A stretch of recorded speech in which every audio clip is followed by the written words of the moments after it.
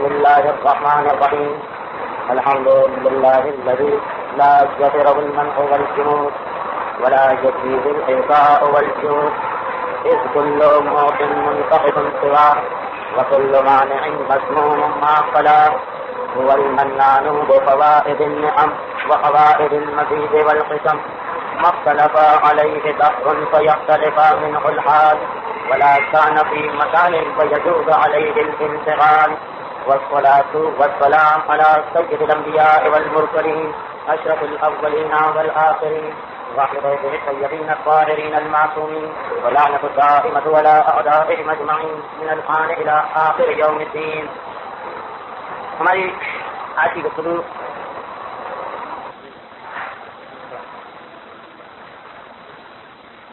آٹھویں امام کی سیرت کے بارے میں اور جیسا کہ منتظمین سے گفتگو ہو رہی تھی کہ آج یہ گفتگو نہیں ہوتی تو زیادہ بہتر تھا، اس لیے کہ درود کافی تاخیر سے اختتام تک پہنچا اور لوگوں کو واپس آتے آتے بھی کچھ وقت لگے، لیکن ہماری اس کے ساتھ ایک مجبوری یہ تھی کہ ماہ صیام ماہ رمضان سے پہلے اس سلسلے کو اختتام تک پہنچانا، اور اتنے ہفتے باقی نہیں بچے کہ اگر ایک ہفتے کا وقفہ بھی دے دیا جائے تو یہ سیرت کا سلسلہ ایام صیام سے پہلے مکمل ہو سکتا. کسی مجبوری کے تحت گفتگو ہوگی، اگرچہ بڑی اہم گفتگو. اس پورے سلسلہ امامت امیر المومنین امام حسین چھٹے امام اور اس کے بعد آٹھویں امام، یہ تین ہستیاں زیادہ اہمیت اختیار کر جاتی ہیں صرف اس وجہ سے کہ ان کے زمانے کے تاریخی حالات دوسرے ائمہ کے زمانے سے تھوڑے مختلف اور تھوڑے علیحدہ. گفتگو ہو رہی تھی ساتویں امام کی سیرت پر تو بات اس مقام تک پہنچی تھی کہ ہارون رشید عباسی خلافت بنو عباس کا وہ خلیفہ بن چکا کہ جس نے صحیح معنوں میں عباسی سلطنت کی بنیادوں کو مستحکم کیا، اور خلیفہ بننے کے بعد اگرچہ تمام عباسی خلفاء اہل بیت نبوت سے مسلسل نفرت و دشمنی کا اظہار کر رہے تھے، کیونکہ ہر ایک انہیں آل محمد کا نام لگا کر سب سے خلافت کو حاصل کرنے میں کامیاب ہوا، لیکن ہارون رشید کے زمانے میں ہارون کی نفرت، ہارون کا خوف، ہارون کی دشمنی، ہارون کا کینہ آل محمد سے حد سے زیادہ بڑھ گیا. اور اس کی دو وجوہات. پہلی وجہ تو وہی تھی کہ جو پہلے کے تمام خلفاء میں مشترک چلی آ رہی تھی، ابو العباس صفا، منصور دوانقی، بیزی اور حاجی. اس سے پہلے کے بنو عباس کے چاروں خلیفہ اور ہارون رشید، وجہ مشترک تو یہی تھی کہ ہم نے آل محمد کے نام کا نعرہ لگایا اور آل محمد کے نام کا نعرہ لگا کر لوگوں کو اپنے چاروں طرف اکٹھا کیا. کہیں ایسا نہ ہو کہ یہ آل محمد اب ہم سے ہمارے حق کو طلب کرے. اور یہ تشویش، یہ خطرہ اس لیے اور زیادہ محسوس ہو رہا تھا کہ خاندان بنو عباس کی بنیاد ابو العباس صفا اور منصور ان دو خلفاء نے ڈالی، اور یہ دونوں کے دونوں آل محمد کے ہاتھ پر بیعت کر چکے تھے اور یہ عہد کر چکے تھے کہ بعد میں ہم خلافت آپ کو پلٹا دیں گے. لیکن ہارون کے نفرت، ہارون کے کینے، ہارون کے خوف میں اضافے کی ایک وجہ اور وہ یہ کہ ہارون کے زمانے میں دولت کثرت کے ساتھ اسلامی مملکت میں آ رہی تھی. بغداد جس کو منصور نے بنایا، لیکن ہارون کے زمانے میں یہ بغداد الف لیلا کا بغداد بن چکا تھا. امیر امیر سے امیر ہوتے چلے جا رہے تھے اور غریب غریب سے غریب ہوتے چلے جا رہے تھے. بغداد کے اندر پانی سے زیادہ شراب کی فراوانی تھی، اور بغداد کے اندر ایک طرف یہ مناظر نظر آتے تھے کہ آدھا بغداد اس حالت میں رات کو سوتا تھا کہ ان کے پاس صرف ایک وقت کے کھانے کے پیسے ہوتے تھے اور تمام دن ان کو بھوک کی حالت میں زندگی گزارنا پڑتی تھی. اور دوسری طرف یہ مناظر ہمیں نظر آ رہے تھے کہ لاکھوں اور کروڑوں درہم صرف شطرنج اور جوئے کے کھیل کے اندر خرچ کیے جا رہے ہیں. بغداد میں ایک طرف بغداد کی یہ حالت ہو چکی تھی کہ آدھے بغداد سے زیادہ کی عورتوں کو سر چھپانے کے لیے چادر نہیں مل رہی تھی، اور دوسری طرف ہزاروں خریدیں خرید کے لائی جا رہی تھی اور انہیں اطلق و حریر و ہیبا کے لباس پہنائے جا رہے تھے. تو جب آل محمد ہمارے ائمہ نے یہ مناظر دیکھے تو ہمارے دل میں آل محمد کا جو بھی تصور، لیکن آل محمد کبھی کردار کی اور اخلاق کی اس گراوٹ، کردار کی اور اخلاق کے اس فرق کو برداشت نہیں کر سکتے تھے. چنانچہ ساتویں امام نے شدت کے ساتھ جہاد کیا. ساتویں امام نے شدت کے ساتھ خلیفہ کو، اس کے وزیر کو، اس کے امیروں کو ٹوکا اور خاص طور پر اپنے شیعوں کو بغداد کے اندر ہونے والے واقعات سے علیحدہ ہو جانے کی تلقین کی. بار بار ساتویں امام نے کہا اور کثرت کے ساتھ ساتویں امام نے کہا کہ ہمارا شیعہ وہی ہے کہ جو اس زمانے کے ماحول سے. یہ ساتویں امام کی ایک روایت ہمیں ملتی، جبکہ باقی ائمہ کی روایات یہ کہ مومن کا فرض یہ ہے کہ اپنی اولاد کو زمانے کے ساتھ ساتھ چلائے، لیکن ساتویں امام نے کثرت کے ساتھ اور شدت کے ساتھ اپنے مومنوں کو حکم دیا کہ تم اس ماحول سے کٹ جاؤ، اس ماحول سے جدا ہو جاؤ. اس ماحول کے مطابق اگر زندگی گزاری تو دنیا اور آخرت دونوں میں تمہیں نقصان اٹھانا پڑے گا. تو ہارون کے دل میں ایمان کے خلاف خوف اور کینہ اس لیے پھڑکا کہ مسلمانوں کے اندر پہلے صحیح طور پر گانے بجانے کی بنیاد رکھنے والا ہارون رشید تھا. مسلمانوں کے اندر صحیح طور پر شطرنج کے کھیل کو رائج کرنے والا ہارون رشید تھا. یعنی جس طرح آج کل کرکٹ اور ہاکی کو سرکاری سرپرستی کے اندر رائج کیا جاتا، مامون نے اپنے زمانے میں، ہارون رشید نے اپنے زمانے میں شطرنج کو سرکاری طور پر رائج کرنے کا حکم دیا تھا، اور اس شخص کو عزت والا نہیں سمجھا جاتا تھا. معاشرے میں اس شخص کا کوئی اسٹیٹس قرار نہیں دیا جاتا تھا کہ جس کے پاس گانے بجانے کے لیے کچھ عورتیں ملازم نہ، اور جو اپنے دل کا ایک بڑا حصہ شراب پیتے ہوئے اور شطرنج کھیلتے ہوئے نہ گزارے. امام متواتر اور مسلسل اس قسم کے طریقہ کار کے خلاف جہاد کر رہے تھے. اور ایک واقعہ ساتویں امام کا جو گزشتہ تقریر میں آنا چاہیے تھا، مگر اس لیے ہم نے بیان نہیں کیا کہ آپ نے بہت زیادہ سنا ہوگا اور آج بھی بیان نہیں کرنا، لیکن وہ شاید آپ کے ذہن میں واقعہ ہو، اشارہ کرنا ہے اس واقعہ واقعے کی طرف کہ بشرے حافی جو بغداد کے انہیں رئیس زادوں میں سے ایک رئیس زادے تھے جو ہارون کے نظام حکومت سے پیدا کر دیے تھے. باپ کا انتقال ہوا تو اتنی کثرت کے ساتھ دولت ان کے پاس آئی تھی کہ انہوں نے تمام جوانی کا زمانہ سوائے شراب پیتے ہوئے, رب کو دیکھتے ہوئے, کنیزوں سے لطف اندوز ہوتے ہوئے اور شطرنج کھیلتے ہوئے, اس کے علاوہ جوانی میں اور کسی قسم کا کوئی کام انجام نہیں دیا تھا. اور جب ساتویں امام کا گزر ان کے مکان کے سامنے سے ہوا اور مغرب کا وقت ہو رہا تھا تو وہ بغداد کا شہر, ہمارا یہ کہہ دیا جائے کہ وہ بغداد اپنی انتہائی ذلت کے باوجود اس شہر سے زیادہ بہتر تھا, اس لیے کہ جب ساتویں امام کا گزر ہوا تھا بشر حافی کے دروازے کے سامنے سے اور بشر کے گھر کا دروازہ کھول کر کنیز ایک کام سے نکلی تھی. امام کے کانوں میں گانے کی آواز آئی تھی اور دوسری طرف مسجد سے امام کے کان میں اذان کی آواز آئی تھی. تو روایتوں میں یہی ہے اور آپ نے علماء سے یہی سنا ہوگا کہ امام ایک مرتبہ ٹھہر گئے. ٹھہرنے کے بعد انتہائی حیران ہوتا امام نے دیکھا کہ بغداد کتنا ہی گر گیا, لیکن یہ بات تو ایک انتہائی عجیب بات سمجھی جاتی تھی کہ وقت اذان کسی کے گھر سے گانے کی آواز اٹھے, وقت اذان کسی کے گھر سے گانے کی آواز بلند, وقت اذان کسی کے گھر سے موسیقی کی صدائیں آسمانوں تک پہنچ رہی. چنانچہ ساتویں امام رک گئے اور رکنے کے بعد ایک مرتبہ سوال کیا کنیز سے کہ یہ گھر کس کا, کیا اس کا مالک آزاد ہے یا غلام؟ اور کنیز نے جیسے ہی امام کا یہ جملہ سنا ایک مرتبہ غیر و فضر کی حالت میں آ گئی اور ساتویں امام کو دیکھ کر کہنے لگی کہ جب چاہے تو بغداد میں اجنبی اتنا بھی نہیں پہچانتا کہ یہ گھر کس کا, یہ گھر بغداد کے سب سے بڑے رئیس بشر کا گھر, میرا آقا, میرا مالک غلام کیوں ہونے لگا؟ وہ تو ہزاروں لوگوں کا آقا, وہ تو آزاد پیدا ہوا ہے اور آزاد مرے گا. ساتویں امام نے سنا اور سنتے ہی کہا کہ ہاں 100 طریقے تو آزاد لوگوں کے معلوم دیتے ہیں, شاید وہ جہنم کی آگ سے بھی آزاد ہو چکا, شاید وہ حساب و کتاب سے بھی آزاد ہو چکا ہے, شاید وہ غضب الہی سے بھی آزاد ہو چکا. اور کنیز گھر جا کر اپنے آقا کو بتاتی ہے, آقا توبہ کرتا ہے. وہ دوسرا مسئلہ, لیکن بغداد کے شہر کے اندر بیٹھ کر امام یہ جہاد کر رہے ہیں کہ اگر کسی کے کان سے, کسی کے مکان سے گانے کی آواز بلند تو امام حکم دیتے ہیں کہ مجھے قید خانے میں پلٹا دیا جائے. اگر کسی کے مکان سے رقص اور موسیقی کی آوازیں بلند ہو تو امام ایک مرتبہ اس کے گھر کے دروازے پر رک کر گھر والوں کو تنبیہ کرتے ہیں. تو ہارون کے دل میں امام کے خلاف رخ اور امام کے خلاف نفرت پیدا ہو گئی کہ میں جو افعال انجام دیتا ہوں یہ امام ان کی مخالفت کرتے ہیں. ایک تو پہلے سے دشمنی چلی آ رہی تھی اور دوسری دشمنی یہ تھی کہ امام بار بار مجھے کیوں ٹوک رہے ہیں. چنانچہ امام کو گرفتار کر دیا گیا اور امام کو گرفتار کرنے کے بعد شہادت امام کا واقعہ گزشتہ تقریر میں تفصیل کے ساتھ گزر چکا.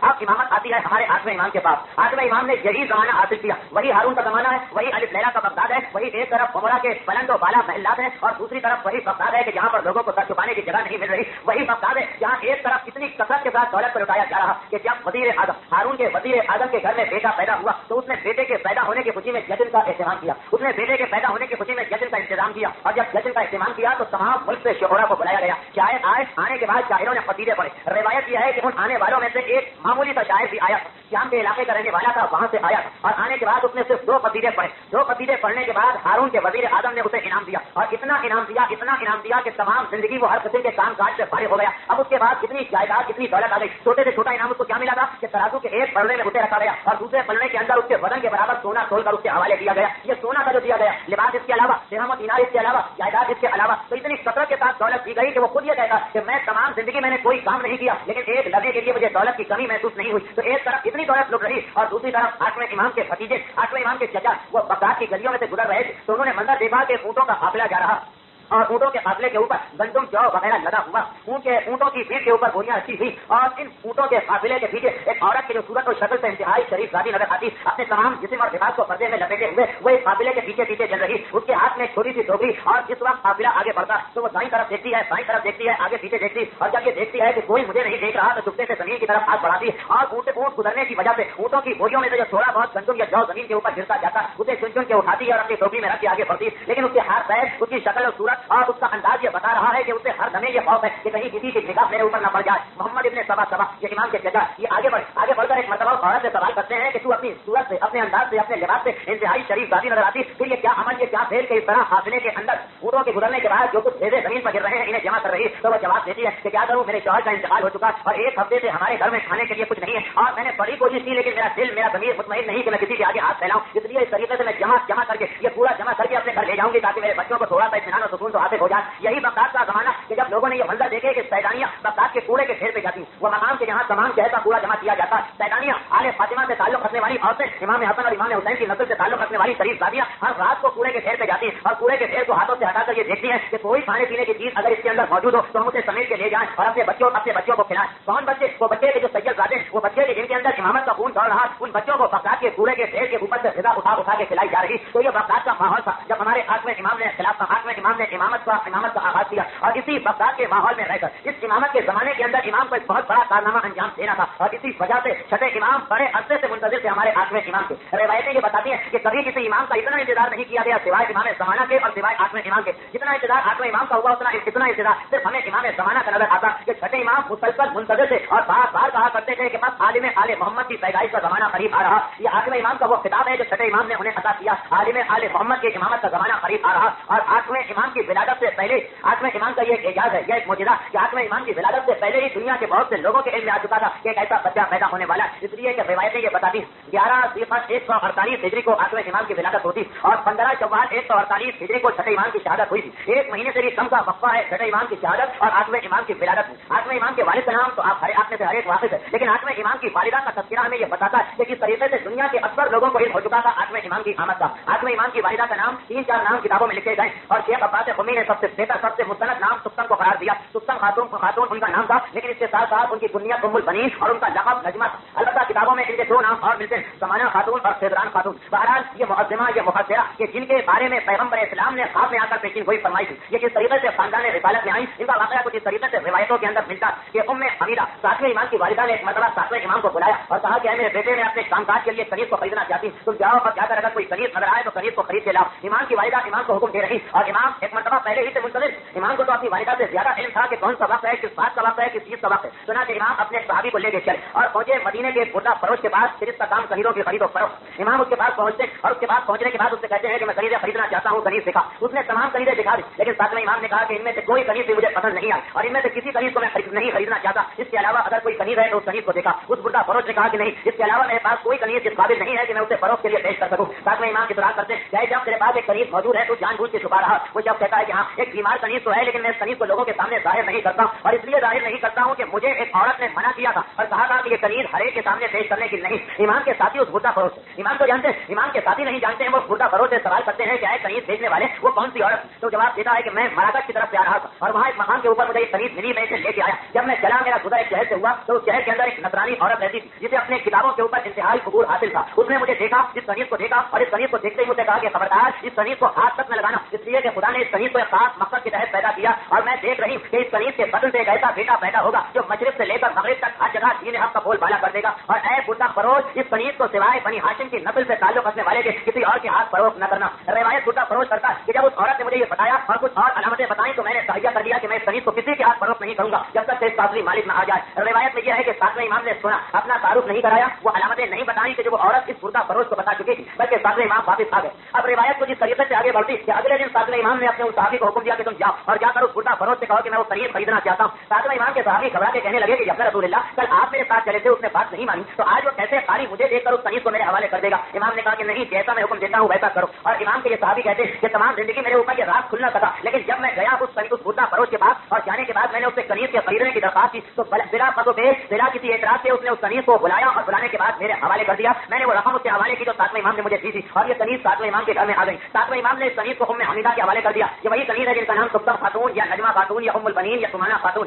اب روایت یہ ہے کہ ام حمیدہ کے حوالے یہ کنیز کر دی گئی. ام حمیدہ یہ کہتی ہے کہ میں نے ان سے زیادہ شریف اور حکم کے ماننے والی کوئی کنیز نہیں دیکھی. مجال نہیں تھی کہ میں سامنے موجود اور ایک لمحے کے لیے یہ عورت بیٹھ جائے, یا مجال نہیں کہ میں کوئی حکم دوں اور ایک لمحے کی تاخیر ہو جائے حکم کی تعمیر میں. ابھی رشتہ قائم نہیں ہوا, لیکن جو حالات بتائے گئے ہیں سکتم خاتون کے وہ اس قابل ہیں کہ آپ اپنے گھروں میں جا کر نقل کر سکتے ہیں کہ ساس اور بہو کا تعلق کس طریقے سے پیدا ہوا. ام حمیدہ یہ کہتی ہیں کہ سوال ہی پیدا نہیں ہوتا ہے کہ میں موجود ہوں اور میرے سامنے میں یہ کنیز بیٹھ جائے. سوال ہی پیدا نہیں ہوتا ہے کہ میں کوئی حکم دوں اور ایک لمحے میں اس حکم کی تعمیر نہ ہو جائے. اس کنیز نے آنے کے بعد گھر کے تمام کام کاج سنبھال لیے اور مجھے کسی قسم کی زحمت و پریشانی میں نہ ڈالا. یہاں تک کہ ایک مرتبہ رات کو خواب میں میں نے پیغمبر اسلام کی زیارت کی اور پیغمبر اسلام نے مجھ سے کہا کہ اے ام حمیدہ, تیری یہ کنیز جو ہے اسے میرے بیٹے موسیٰ کے حوالے کر دے. 7ویں امام ان کے حوالے کر دے, اسے تعلق کر دے, اس کنیز کی ان سے شادی کر دے, اس لیے کہ اسی کنیز کے بدن مبارک سے میرا وہ بیٹا پیدا ہوگا جو میرے مذہب کو ایک نیا رنگ دے گا, میرے مذہب کو ایک نئی روح, میرے مذہب میں ایک نئی روح پھونکے گا. اور اسی بنا پر بہت سے علماء نے 7ویں امام کا ایک لقب قرار دیا, لیکن وہ لقب ایمان کی شان کے خلاف ہے کہ مجدد مذہب. مجدد عام انسان کو کہا جاتا ہے, ریفارمر کو 7ویں امام کا 8ویں امام کے لیے لقب بہرحال مناسب نہیں. روایت کی آگے بڑھتی ہے کہ ام حمیدہ کہتی ہے کہ میری آنکھ کھلی, آنکھ کھلتے ہی میں نے اس کنیز کو بلا کر اپنے بیٹے امام ابو قادر کے حوالے کر دیا. روایت یہ,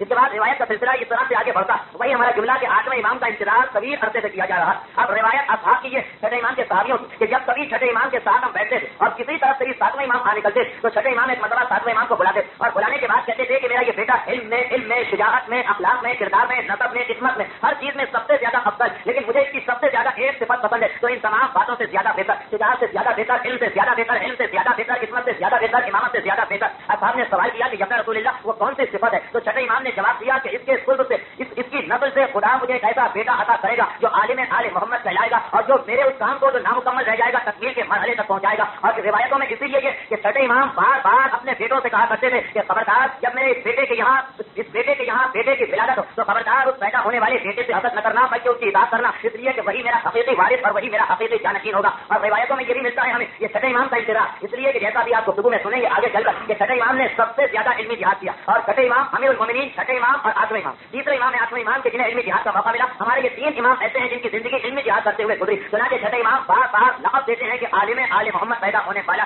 اب روایت یہ کہ جب آٹھویں امام کی 11 ذوالقعدہ 148 ہجری کو ولادت ہو گئی، امام کی دنیا کے اندر تشریف لے آئے۔ امام کا نام وہی رکھا گیا کہ جو اس سے پہلے خاندان اہل بیت میں 2 اور اماموں کا نام رکھا جا چکا تھا، یعنی علی۔ اور امام کے القاب یوں تو بے شمار ہے لیکن سب سے زیادہ مشہور لقب رضا۔ کسی نے ایک مرتبہ سوال کیا آٹھویں امام کی شہادت کے بعد 10ویں امام سے کسی نے سوال کیا کہ کیا سبب ہے کہ آپ کے دادا کا لقب رضا؟ تو امام نے جواب دیا کہ اس کی وجہ صرف یہ ہے کہ خدا تمام ملائکہ، تمام انبیاء، تمام ائمہ، تمام دوست اور تمام دشمن سب کے ساتھ ان سے راضی ہو گئے اور جتنے لوگ میرے دادا سے راضی ہوئے اتنے لوگ کسی بھی امام سے راضی نہیں ہوئے تھے، یہاں تک کہ خلافت تک آٹھویں امام کے حوالے کر دی گئی تھی رضا مندی کی وجہ سے۔ اس وقت راوی یہ کہتا ہے کہ ایک روایت بہت زیادہ مشہور تھی مسلمانوں کہ مامون رشید نے امام کا لقب رضا رکھا۔ تو میں نے ایک مرتبہ سوال کیا کہ جب رسول اللہ کیا یہ بات صحیح ہے کہ مامون نے آپ کے دادا کو رضا کا لقب دیا؟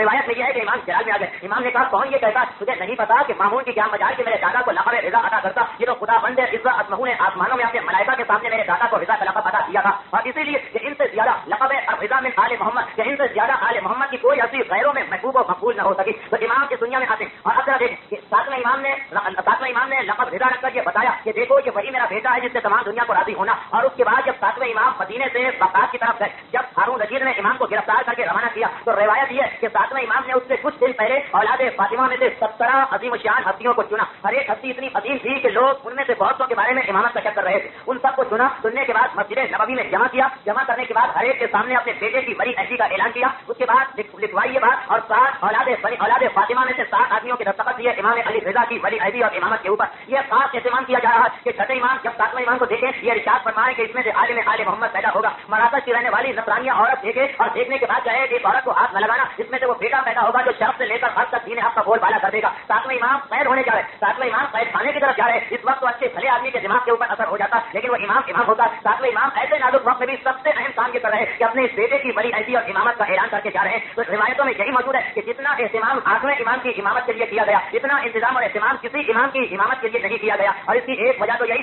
کہ چھٹے امام کی شہادت کے بعد مسلمانوں نے جتنے تفرقے پھیلائے تھے، کسی نے چھٹے امام کے ایک بیٹے عبداللہ کو خلیفہ بنا لیا، کسی نے چھٹے امام کے دوسرے بیٹے اسماعیل کو جو 20 سال پہلے انتقال کر چکے تھے اپنا امام بنا لیا، کسی نے یہ دعویٰ کر دیا کہ امام حسین اب تک زندہ اور کربلا کے میدان سے انہیں آسمانوں کی طرف اٹھا لیا گیا تھا، چنانچہ وہ اب تک امامت کے عہدے پر فائز ہے، ان کے بعد کوئی امام نہیں۔ کسی نے یہ کہا کہ امیر المومنین کے بیٹے محمد ابن حنفیہ تک حیات ہے اور اصل میں ان کی امامت کا زمانہ چل رہا۔ یہ سارے کے سارے حالات جب ساتویں امام کو امامت ملی اور ساتویں امام نے یہ دیکھا کہ وہی حکومت ہے، حکومت کی وہی سازشیں ہیں اور امام کی ساتویں امام کی اولاد بڑی کثرت کے ساتھ 33 اولادیں روایات میں بتائی گئی ہیں ساتویں امام کی، اور ان کے اندر کچھ ایسے متقی اور پرہیزگار لوگ تھے کہ جن کے بارے میں لوگ ساتویں امام کی زندگی میں شک کرنے لگے کہ کہیں وہ تو امام نہیں، تو ساتویں امام کو انتظام کر کے جانا تھا کہیں ایسا نہ ہو کہ جیسا میرے والد کی شہادت کے بعد ہوا 4-5 فرقے بن گئے، میری شہادت کے بعد بھی ایسا ہی ہو جائے۔ چنانچہ اتنا مضبوط اور اتنا مستحکم انتظام کر کے گئے کہ حکومت وقت بجائے اس کے کہ مختلف بیٹوں کو امام مشہور کراتی، وہ مجبور ہو کر آٹھویں امام کے دروازے پر جھکتی ہے اور آٹھویں امام سے درخواست کرتی ہے کہ آپ کے تمام خاندان کو قابو میں کرنے کا ایک ہی طریقہ اور وہ یہ کہ آپ ولی عہدی کو قبول کر لیں۔ یہاں تک ہماری گفتگو پہنچی اور اب آئیے اسی تاریخی تسلسل میں کہ آٹھویں امام کی ولادت ہو چکی ہے، خاص اہتمام کیا جا رہا آٹھویں امام کی امامت کے اعلان کا، اور آٹھویں امام کو دور ملا ہے خلیفہ ہارون رشید کا، وہ ظالم ترین خلیفہ، وہ جابر ترین خلیفہ کہ جس کے لیے کسی انسان کو قتل کرنا اس سے زیادہ آسان تھا جتنا مچھر و مکھی کو قتل کے مار دینا، اس کا زمانہ آٹھویں امام کو ملا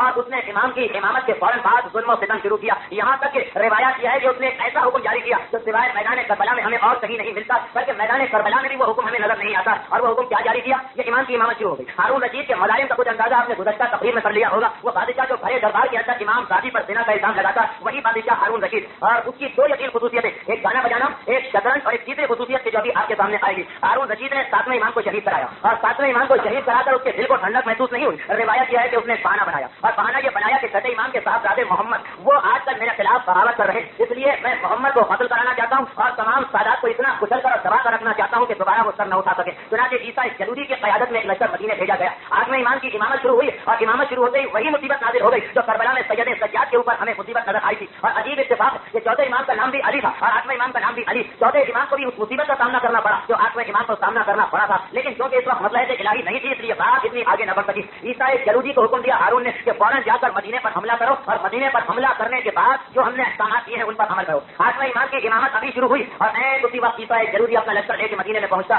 मदीने में पहुंचने के बाद सबसे पहले मोहम्मद को गिरफ्तार कराया गया जो आठवें इमाम के चचा हैं, सातवें इमाम के भाई हैं, छठे इमाम के बेटे। और गिरफ्तार कराने के बाद ये अंदाजा तो आप खुद ही लगा सकते हैं कि उनके साथ क्या सुलूक किया गया होगा और इन जालिमों से क्या तवक्को की जा सकती। खलीफा हारून के अहकाम से कि सिर्फ उनको गिरफ्तार करने पर इत्तिफा न करना, जो भी औलादे जनाबे सैयदा में से नजर आए उनमें से हर एक को गिरफ्तार करना, उनके तमाम मकानात को आग लगाकर तबाह कर देना और उनके तमाम माल को काफिरों की माल की तरह से माल गनीमत समझ के लूट देना। ईसा जलूदी मदीने में पहुंचा और वही जुल्म किया जो इससे पहले होता चला आ रहा। आज भी जुल्म को सुनते सुनते आदी हो चुके होंगे, इसलिए तफसील में नहीं जाना। बहरहाल तमाम औलादे फातिमा को गिरफ्तार किया गया, तमाम औलादे फातिमा के माल को काफिरों का माल समझकर माल गनीमत की तरह लूटा गया और तमाम मदीने में सैयदों का घर जहाँ जहाँ नजर आया उसे आग लगा के तबाह कर दिया गया। सिर्फ एक घर सही और साहिब रह सका था, वो आठवें इमाम का था, लेकिन वहाँ भी खलीफा ने हुक्म दिया कि जाओ और जाकर आठवें इमाम के घर को इसी तरह लूटो जिस तरह काफिरों के घर को माल गनीमत के तौर पर लूटते। ये हारून रशीद एक इमाम के बारे में हुक्म सादे कर रहा और ईसा जलूदी अपना लश्कर लेके इमाम के घर के दरवाजे पे आया। इमाम देख रहे, इमाम मुंतज़िर और इमाम नज़ारा कर रहे हैं कि ईसा जलूदी ये अहकाम लेके आया। अब इमाम इस वक्त चाहे तो तलवार निकाल के जिहाद कर सकते, लेकिन सब इमाम का अभी इमामत शुरू हुई और इमाम एक मरतबा घर के दरवाजे को खोल देते हैं और लश्कर से कहते हैं कि जो तुम्हारा दिल चाहे अपने खलीफा के अहकाम पर अमल करते हुए लूटो। और रिवायत किया है कि तमाम घर को लूट लिया गया। जब इमाम के तमाम घर को लूट लिया गया तो अब बारी आई ज़नान खाने की जहाँ पर मुक़द्दरात किस्मत मौजूद थी। ईसा जलूदी कहता कि जब रसूलुल्लाह खलीफा हारून रशीद ने हुक्म दिया कि एक एक औरत के जिस्म पर से सिवाय एक चादर के तमाम लिबास उतार दिया जाए, एक एक जेवर को उतारा जाए, यहाँ तक कि पहनने के जूते और चप्पल तक किसी के पैर में न रहने दिया जाए। इमाम कहते हैं कि अच्छा अगर खलीफा का हुक्म है तो तुम इंतजार करो, मैं अभी अपने घर वालों के जिस्म पर मौजूद एक एक जेवर और लिबास को लेके आता हूँ। ईसा जलूदी कहता है कि जब रसूलुल्लाह इस तरह बात नहीं बनेगी, मुझे खलीफा ने हुक्म दिया है कि जाना इमाम के घर में और एक एक सैलानी के जिस्म से लिबास और जेवर अपने हाथ से उतार के लाना। ये ईसा जलूदी हुक्म लेके आ रहा है खलीफा हारून रशीद अब्बासी का। ऐसा हुक्म आपको मैदान करबला में भी नजर न आएगा जैसा हुक्म हमें यहाँ पे नजर आ रहा। वहाँ की रिवायतें ये बताती है कि नैजे की नोके चुभो के चादर उतारी गई और यहाँ ये हुक्म दिया गया कि नहीं अपने हाथ से एक एक सैलानी के सर पर से चादर उतारना। लेकिन इस वक्त रिवायत ये कि बस ये वक्त जलाल इमाम था। इमाम ने जब ये सुना और हकीकत ये कि सबसे बड़ा इम्तिहान मोमिन का यही मकाम गैरत होता है। हम बड़ा आसान समझ लेते हैं अपने बहनों का, अपने घर वालों का, अपनी माँ का, अपनी बेटी का बेपर्दा सड़कों और बाजारों में घूमना, लेकिन कोई इमाम के दिल से सवाल करे। वो इमाम जो अब तक सब्र और ज़ब्त के साथ एक एक चीज का मुशाहिदा कर रहे एक मरतबा जलाल में आ गए और कहा क्या है ईसा जलूदी ये तो नामुमकिन है, इस हुक्म पर तू अमल नहीं कर सकता। और ईसा ने इमाम के अंदाज देखे समझ गए। ईसा समझ गया कि अगर मैं इस वक्त कुछ बोला तो दूसरा करबला मदीने के अंदर वाक़ हो जाएगा। चुनांचे उसने मसलहत के तहत कहा कि अच्छा अपना रसूलुल्लाह मुझे आप पर भरोसा, मुझे आपकी बात पर एतमाद है, आप जाइए और अपने तमाम घर का सामान लेके आइए। ये नहीं कहा कि अच्छा मैं वापस जा रहा हूँ, कहा कि नहीं अपने घर से एक एक चीज लेके आइए। और रिवायत का ये जुमला चाहे किसी को यकीन आए या यकीन न आए कि तमाम सैलानियों के जिस्म पर मौजूद लिबास तक उतारे गए सिवाय एक एक चादर के। सिर्फ एक एक चादर इमाम ने हर एक के लिए छोड़ी, उसके अलावा तमाम लिबास, तमाम जेवरात, तमाम चप्पल जूते, यहाँ तक कि घर का सादो सामान जेब और पलंग तक हुकूमत अब्बासिया की फौज उठा के ले गई और इमाम के घर में कुछ बात ही न रहा। ये वही मैदान करबला का नक्शा फिर गया होगा कि जले हुए खेमों की रात पर सैलानियां बैठी थी, उसी हालत में आज का दिन भी सैलानियों ने गुजारा होगा। ये कितना मुश्किल इम्तिहान है आठवें इमाम के लिए। और इमाम चाहे तो एक लम्हे के अंदर तलवार को निकालकर जिहाद का आगाज कर सकते हैं और इस वक्त जिहाद करना बड़ा आसान। ये वो वक्त था कि जब हारून के मदारी में इख्तिताम तक पहुंच रहे थे और खुदा की लाठी हरकत में आ चुकी थी, लेकिन इमाम जानते थे कि अगर मैं तलवार लेकर निकला तो वो मकसद हासिल नहीं हो जाएगा कि जो घर में बैठने से हासिल होता। तो इमाम ने इतने मदारी को बर्दाश्त किया और मसलहत इलाही के तहत इस वक्त कुछ न बोले। लेकिन बस यही वाक़या हारून का सवाल साबित हुआ। मोहम्मद के खानदान में कोई तबका पड़ता और उल्टा पलट के हमें ये नजर आया कि अब हारून रशीद अब्बासी के घर के अंदर एक बड़ा इख्तिलाफ पैदा हुआ और ये इख्तिलाफ तारीख का अहम तरीन इख्तिलाफ है। हारून के दो बेटे,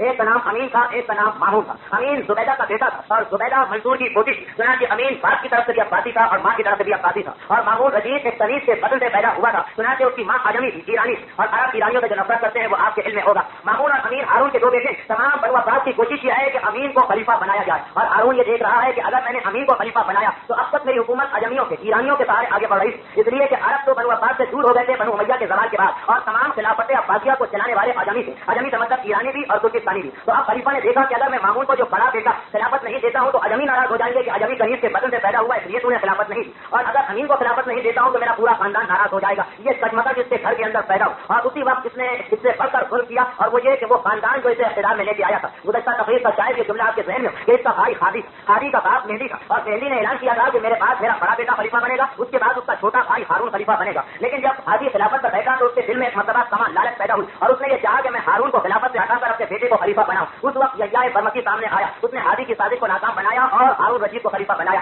اب ادھر ہارون کو خلیفہ بنانے والا برمکی خاندان تھا اور ہارون نے شروع میں تو ان کو بڑے عہدے دیے, بڑی ترقی دی, لیکن آخر میں ان تمام برمکیوں کو قتل کرنا شروع کر دیا, جس کی وجہ سے اس کو آگے چل کر بڑا نقصان اٹھانا پڑا. برمکی یہ وہ لوگ ہیں کہ جنہوں نے ائمہ پر زیادہ تر ظلم و ستم کرایا. ہارون کو زیادہ اکسانے والے ایک تو ہارون تھا ہی اپنی فطرت کے اعتبار سے دشمن آل محمد, لیکن اس دشمنی کو بھڑکانے والے یہ برمکی تھے. چنانچہ ان کا بھی بدترین ان کے ساتھ سلوک کیا, تاریخ بڑا بدتر سلوک بتاتی. وقت کہ ہمارے پاس بڑا محدود ہوتا ہے اور اصل گفتگو 8ویں امام کے بارے میں, تو وہ پتہ یہ کہ ہر ظالم کا یہی انجام ہوتا ہے, چاہے اس زمانے کا ظالم ہو یا آج کے زمانے کا ظالم. اس وقت بھی بغداد میں ظلم کی حکومت چل رہی تھی اور برمکی خاندان مسلسل ہارون کو اکسا رہا تھا کہ وہ آل محمد کو نقصان پہنچائے. چنانچہ پچھلی تقریر میں آپ کے سامنے یہ باتیں آئی ہوں گی کہ جوان بیٹوں کے سر کاٹ کر بوڑھے باپ کے سامنے خان میں رکھ کر دلوائے جاتے تھے کھانے کے وقت, اور بوڑھا باپ کی سمجھ کر کہ دوپہر کا کھانا آیا, جس وقت اس خان کو ہٹاتا تھا اور نگاہ پڑتی تھی جوان بیٹے کے معصوم چہرے پر, تو کیا کچھ نگرانی ہوگی. لیکن وہی کچھ ان کے ساتھ ہوا. یہی برمکی روایت تاریخ کے اندر یہ ہے کہ یحییٰ برمکی کو ہارون نے گرفتار کرایا, اس کے بیٹے خالد برمکی کو قتل کرایا اور خالد برمکی کا سر اسی طرح سے سچ میں سجا کر یحییٰ برمکی کے سامنے بھیجا گیا. اور جب اس نے خان ہٹایا کہ شاید دوپہر کا کھانا آیا, تو اس وقت اس کی نگاہ پڑی کہ یہ تو میرے بیٹے کا سر ہے جو میرے سامنے آیا. وہی سلوک اس نے آل محمد کے ساتھ اسی یحییٰ نے کیا تھا, اسی خالد نے کیا تھا,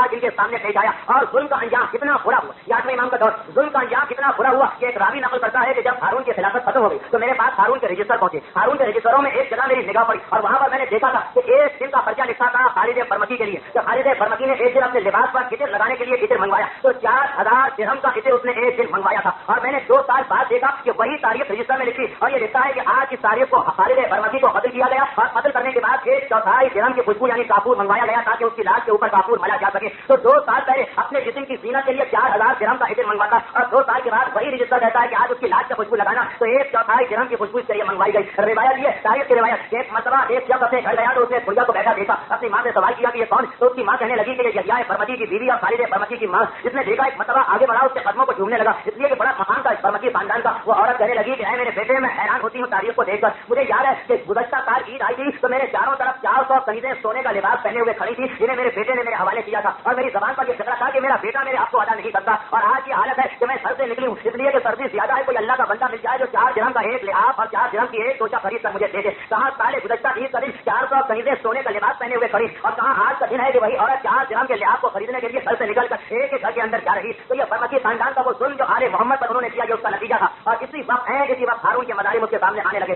روایت یہ ہے کہ وقت آخر وہ ایک مرض میں گرفتار ہو گیا اور ایسی شدید تکلیف, ایسا شدید وہ اس کو مرض تھا, تفصیل بہت ہے اس کی تاریخ میں, لیکن وقت ہمارے پاس بہت کم, کہ کسی طبیب اور کسی حکیم کے علاج سے فائدہ نہ ہوتا تھا. اور جب آخر میں کچھ فائدہ ہونے لگا تو اس نے طبیبوں کا علاج کرانا چھوڑ دیا. راوی کہتا ہے کہ آخری سال ہارون حج سے چلا, میں بھی ہارون کے ساتھ حج پر گیا. ہارون مجھے کہنے لگا کہ پتا نہیں سال آئندہ مجھے حج کا موقع ملے یا نہ ملے. میں نے گھبرا کے کہا کہ آپ خلیفہ وقت ہیں, اتنی مایوسی کی باتیں کیوں کر رہے ہیں. تو کہنے لگا کہ آپ میرے ساتھ, میں تجھے اپنی حالت کو دکھاتا ہوں. اور یہ کہہ کر مجھے ایک جھاڑی کے پیچھے لے گیا, اپنے لباس کو کھولا تو میں نے دیکھا کہ اس نے کپڑے کے ٹکڑے سے اپنے جسم کو انتہائی مضبوطی سے باندھ کے رکھا. میں نے گھبرا کے کہا کہ خلیفہ وقت آپ نے اتنا تنگ یہ کپڑا کیوں پہن رکھا اور اپنی کمر کو اس تنگ کپڑے سے کیوں باندھ کے رکھا. تو وہ جواب دیتا کہ مجھے جو مرض ہے, اگر ایک لمحے کے لیے میں اس تنگ سی بیٹی کو ڈھیلا کروں تو اپنے قدموں پہ نہیں کھڑا رہ سکتا. میں نے گھبرا کے کہا کہ خلیفہ جب اتنا سخت مرض ہے تو آپ علاج کیوں نہیں کراتے. خلیفہ وقت حد تک کہتا ہے کہ مجھے یقین ہے کہ یہ مرض تو مجھے نہیں مارے گا, لیکن جہاں میں نے کسی کا علاج کیا بس وہ علاج کرنا ہی مجھے مار دے گا. گھبرا کے میں نے سوال کیا کہ خلیفہ وقت اس جملے کا مطلب کیا. تو کہا تجھے نہیں پتا, میرا بیٹا امین ہے, اس نے میرے پیچھے جاسوس چھوڑ رکھا, میرا بیٹا مامون ہے, اس نے میرے پیچھے جاسوس چھوڑ رکھا, اور دونوں کی ہر ممکن کوشش یہ ہے کہ میں کسی طبیب سے علاج کراؤں اور وہ طبیب سے مل کر مجھے زہر دلوائیں اور زہر دلوانے کے بعد میرا خاتمہ کر دے, کیونکہ دونوں طبقے حکومت کی لالچ میں ہیں. ذرا دیکھیں جو مظالم آل محمد بھائی ہارون نے کیے تھے آج اس کے سامنے آ رہے ہیں. اب کیونکہ وقت کافی گزر گیا ہے, ہمارے پاس تفصیل میں جانے کا موقع نہیں, ورنہ ہم بتاتے کہ اس وقت آخر اس کی کیا حالت ہوئی تھی. یہاں تک کہ روایت میں یہ کہ جب یہ جھاڑی سے نکلا تو کہا کہ ابھی میں تجھے دکھاتا ہوں کہ میرے بیٹے میرے ساتھ کیا سلوک کر رہے ہیں. اور یہ کہہ کر اپنے بیٹوں کو بلایا اور کہا کہ میں سفر پہ جانا چاہتا ہوں, میرے لیے سواری کا اہتمام کر. تو وہ راوی کہتا کہ میں نے یہ دیکھا کہ ہارون کے لشکر کا جو سب سے زیادہ سرکش گھوڑا تھا, اور اس گھوڑے کی صفت یہ تھی کہ جس سوار کو اس پر بٹھایا جائے وہ گھوڑا اس سوار کو ایک مرتبہ ضرور زمین کے اوپر گراتا تھا. وہی سرکش گھوڑا بیٹوں نے لا کر آپ کے سامنے رکھ دیا اور کہا کہ یہ بہترین گھوڑا ہے, آپ اس کے اوپر سواری کریں, انشاءاللہ انتہائی محسوس ہوں گے. اب روایت یہ ہے کہ خلیفہ ہارون نے ایک مرتبہ مسکرا کر راوی کو دیکھا اور کہا کہ دیکھا میرے بیٹوں کا سلوک چاہتے یہ ہے کہ میں اس گھوڑے پر سوار ہوں, گھوڑا مجھے زمین پر پٹے اور میں دنیا سے رخصت ہو جاؤں, لیکن میں بھی اتنی سچی گولیاں نہیں کھیلے ہوئے. یہ کہنے کے بعد تو دوسری سواری کا انتظام کر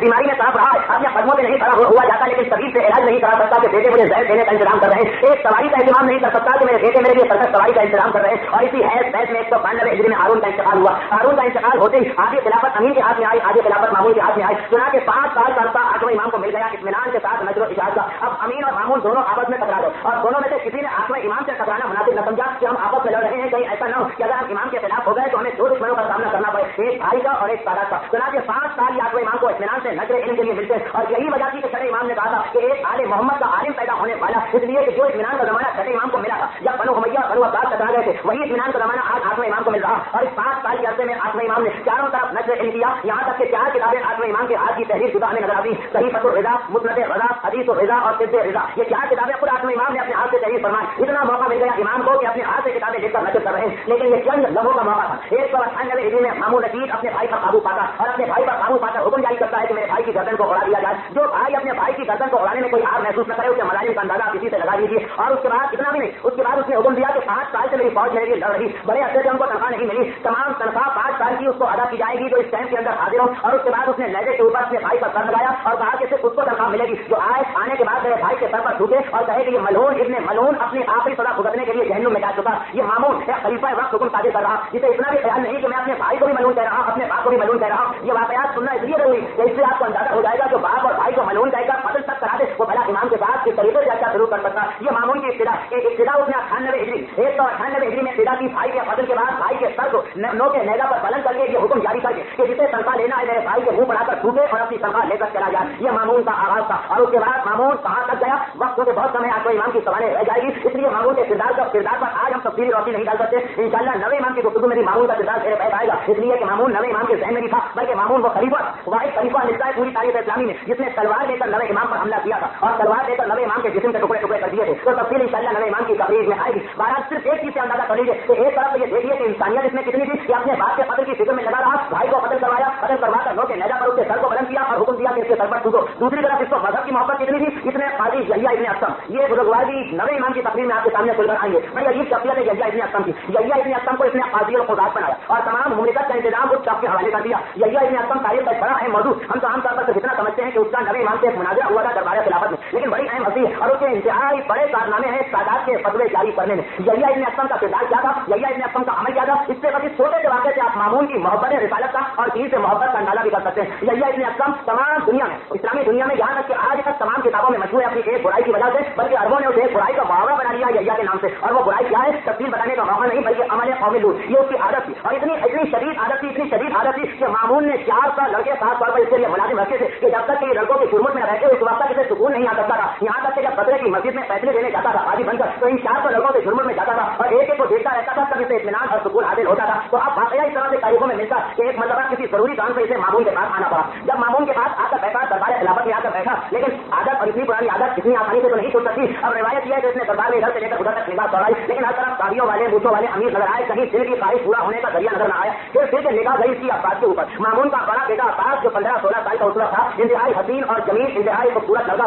अब काजी यहिया इब्ने अक़्सम ने जब ये देखा कि तमाम दरबार को दाढ़ियों वालों से भरा हुआ और कहीं भी अपना मकसद हासिल होने का तरीका नहीं, तो मुसलसल उसने अब्बास को देखना शुरू कर दिया। मामून का बेटा अब्बास ये ज़हन में रहे, अब मुसलसल देखे जा रहा, यहाँ तक कि उसको पता चला कि मामून ने मेरी हरकत को महसूस कर लिया। खलीफा वक्त के भाई को देखा जाए, एक खलीफा वक्त के बेटे को देखा जाए, खलीफतुल मुस्लिमीन का बेटा एक मरतबा घबराया, छटपटाया, लेकिन बैठे बैठे कहा कि मामून आप मेरे फेल का बुरा न माने कि मैं आपके बेटे को मुसलसल देख रहा हूँ, इसलिए कि मुझसे अब्दुल रज़्ज़ाक़ ने, अब्दुल रज़्ज़ाक़ से अब्दुल राज़िक़ ने, इस तरह 3 रावियों का नाम दिया और कहा कि इन तमाम रावियों ने मुझसे रिवायत की है कि पैगंबर इस्लाम ने कहा कि नौजवान लड़कों के खूबसूरत चेहरे को देखने से आंखों की रोशनी में इजाफा होता, और जो कि मेरी उम्र बहुत ज्यादा हो चुकी है, आंखें कमजोर हो चुकी है, इसलिए मैं चाहता हूँ कि अपनी आंखों की रोशनी में इजाफा करूँ और सिर्फ इसी एक मकसद के तहत आपके बेटे अब्बास को देखता जा रहा हूँ। रिवायत यह है कि मामून भी समझ गया, एक मतलब जलाल की हालत में आकर खड़ा हुआ, कहा कि ऐ यहिया तुझे जो करना है कर, लेकिन रसूल के नाम से झूठी हदीस मेरे सामने बयान न कर। तो काजी यहिया इतराज करता कि हाँ ऐ खलीफा वक्त, मैंने आपके गुस्से को ठंडा करने के लिए हदीस को गढ़कर आपके सामने बयान कर दिया था। ये काजी और खुदा है, ये राइट हैंड है मामून रशीद अब्बासी का, और इसी पर पूरी हुकूमत का निजाम चल रहा। यहिया इब्ने अक़्सम जो मामून के सामने झूठी हदीस बना रहा और पैगंबर के हवाले से कह रहा है कि निगाह पेश करना तो चश्मा उसमें लगाने का कोई फायदा नहीं, खूबसूरत लड़कों को देखते रहो, और खलीफतुल मुस्लिमीन एक मरतबा अक्सर बात को टाल दे रहा। ये मामून का ईमान, ये मामून का दीन है, वो मामून की शराफत है, या वो मामून का अखलाक है कि अपने भाई और बेटे को कत्ल करा रहा। इस माहौल वाले मामून ने 200 हिजरी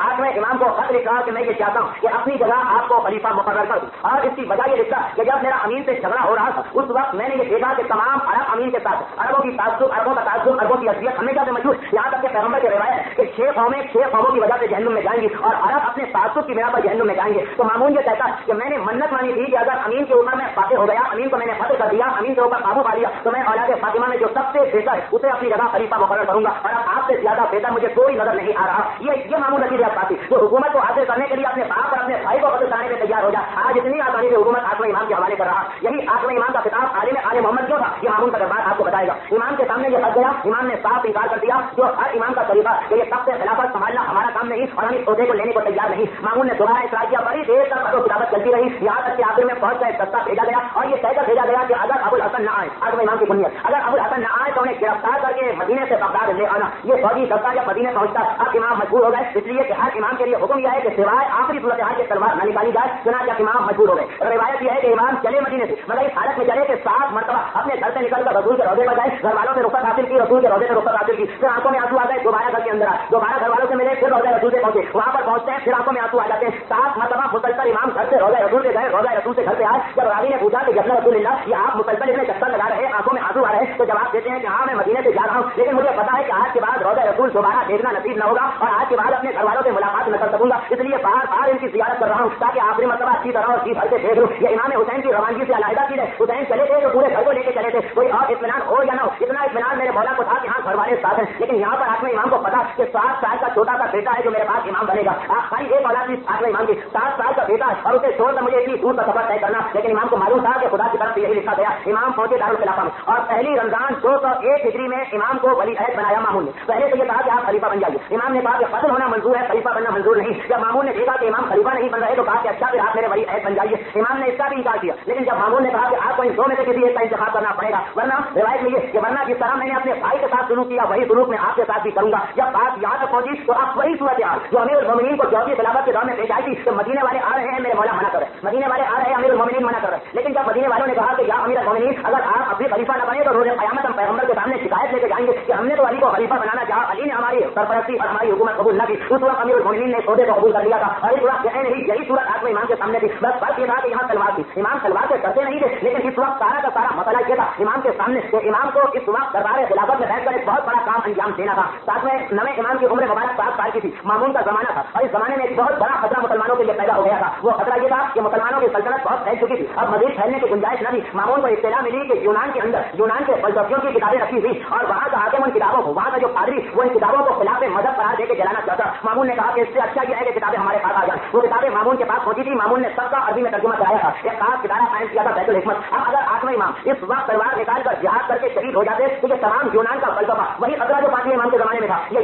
यूनान का नया फलसफा जो अरबी जबान में पहुंचकर मुसलमानों को गुमराह कर चुका था, इतना गुमराह कर चुका था कि हमारे उलमा और आले मोहम्मद के मानने वाले तो खैर मारे ही जा रहे थे। रिवायत यह है कि उनके जो बड़े बड़े उलमा यानी मामून ही के हम अकीदा अहमद इब्न हंबल को 40 दिन तक मुसलसल 40 कोड़े मारे गए। इमाम अबू हनीफा को कहा जाता है कि जहर देकर शहीद कर दिया गया। इमाम मालिक को कहा जाता है कि साथ का बोरिया पिलाकर मदीने के चारों तरफ चक्कर लगाया गया, सिर्फ इसलिए कि वहां से यूनान का फलसफा आया। खलीफा वक्त के जहन में वो फलसफा उतरा और वो जवाब चाहता था इन लोगों से, लेकिन इनमें से किसी के पास जवाब नहीं था सिवाय इसके कि ये सब खिलाफ इस्लाम। सुना इन सब के ऊपर सदा का सिलसिला शुरू हो गया। अब अगर आसमा इमाम तलवार निकाल कर जिहाद करके शहीद हो जाते तो इस वक्त इस्लाम को बचाने वाला कोई न होता और इस्लाम की सही तस्वीर कोई हमारे सामने पेश न करता। इस वक्त जरूरत ये थी कि छोटी खराबी यानी खिलाफत को ले लिया जाए ताकि दरबार खिलाफत में बैठकर इन तमाम चीजों का मुकाबला किया जाए। और अभी गुफ्तगू में थोड़ी सी गुंजाइश है, आपके सामने इमाम के मनाज़िर आएंगे तो आपको अंदाजा होगा कि इमाम ने किस तरह से अपने इस फर्ज को अंजाम दिया। इमाम दरबार खिलाफत में पहुंचे और 3 हुक्म जारी कर दिए मामून ने। पहला हुक्म ये कि जुमे के खुतबे में मेरे नाम के साथ इमाम का नाम भी शामिल किया जाए क्योंकि मेरे वली अहद। दूसरा हुक्म ये जारी किया कि तमाम दरबार का रंग काले रंग से बदलकर हरा रंग कर दिया जाए, इसलिए कि काला रंग बनु अब्बास की निशानी और हरा रंग अहले बैत की निशानी।